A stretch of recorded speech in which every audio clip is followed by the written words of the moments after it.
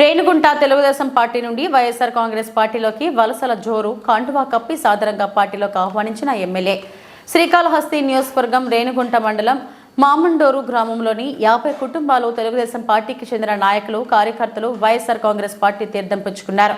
YSR Congress party చేరిన వారు TDP మాజీ సర్పంచ్ ఈశ్వరయ్య, రామ్మూర్తి, బాల, శ్రీను, మురుఘాయ్య, సురేష్, శేఖర్, వి మురుఘాయ్య, దిలీప్, భాషా, సర్వాలి, సుబ్బయ్య, రవి, భాస్కర్ తదితర టీడీపీ నాయకులు కార్యకర్తలకు ఎమ్మెల్యే బియ్యపు మధుసూదన్ రెడ్డి కండువాలు వేసి పార్టీలోకి ఆహ్వానించారు.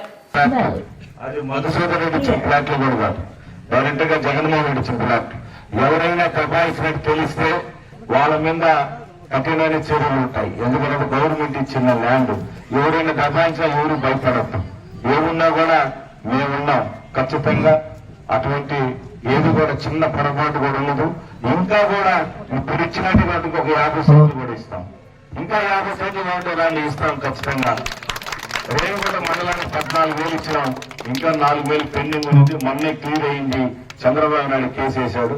అది కూడా త్వరలోనే అందరు పట్టాలు ఇచ్చినాం. నెక్స్ట్ గవర్నమెంట్ వస్తానే కూడా బిల్డింగ్ కన్స్ట్రక్షన్ కూడా స్టార్ట్ చేస్తానని తెలియజేస్తున్నాను. ఇక్కడనే నీరెస్ట్ ఉండే దగ్గర ప్లాట్లు కూడా వేయటం జరుగుతుంది.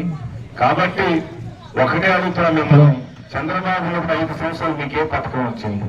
చంద్రబాబు నాయుడు నాది ఈ పథకం చూసి నాకు ఓటేయండి, లేదు అమ్మఒడి ఇచ్చాను, లేదు ఆరోగ్యశ్రీ ఇచ్చాను, లేదు ఈరోజు 4 3 రావచ్చు, పెన్షన్ రావచ్చు, ఏదైనా జగన్మోహన్ రెడ్డి గారు ఇచ్చిన ఈ పథకాలను చూసి నాకు ఓటేయండి మీకు నమ్మకుంటే అని చెప్పి జగన్మోహన్ రెడ్డి గారిని చంద్రబాబు నాయుడు ఏమంటున్నాడు?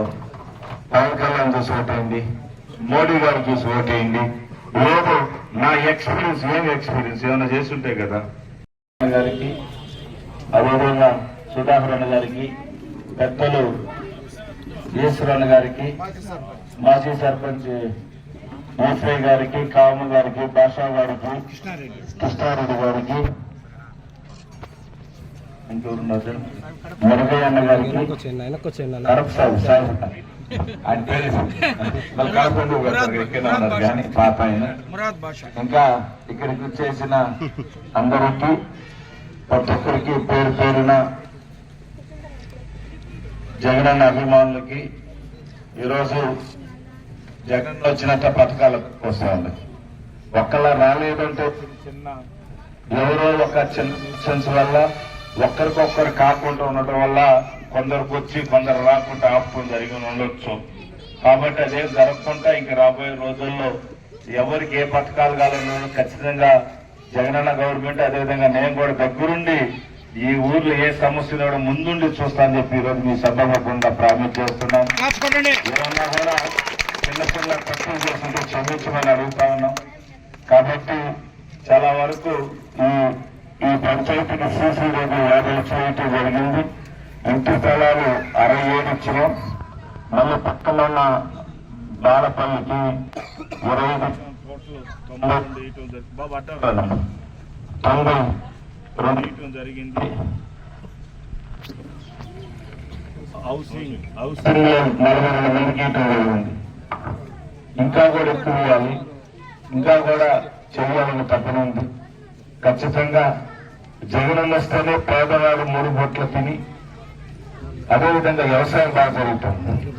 ఇంతకుముందు విలేజ్లో సాయంత్రం పూట కనీసం ఇంట్లో వాళ్ళు బయట పోయి ఏమన్నా తాగేసి రావాలన్న పట్టణంలో 5,000 అయింది, 2,000 అయింది, ఇంట్లో పోయి అడిగేవాళ్ళు. ఈ రోజు అదే జనాలు పక్కన ఇంటికి కూడా వడ్డీ ఇచ్చే స్థితికి వచ్చారు. జగనన్న ఇచ్చిన పథకాలు కావచ్చు, ఆ పిల్లలకి భవిష్యత్తు కావచ్చు.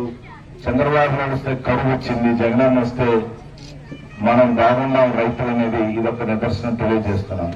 కాబట్టి మన అందరం కూడా ఈసారి 2 గుర్తుల మీద, ఫ్యాన్ గుర్తు మీద ఓటేసి దయచేసి నన్ను గురుమూర్తి గారిని గెలిపించాలని చెప్పి మరొకసారి అందరినీ ప్రారంభపడుతూ, మీకెవరికైనా సైకిల్ రాలేదన్నా, మీకెవరికైనా ఏమన్నా పనులు కాలేదన్నా కూడా ఇక్కడున్న నాయకులకు తెలియజేస్తే మేము ఖచ్చితంగా దాన్ని ముందుకు తీసుకొని పోయి అందరికీ న్యాయం చేసే మార్గాన్ని ముందుకు తీసుకొని పోతాం.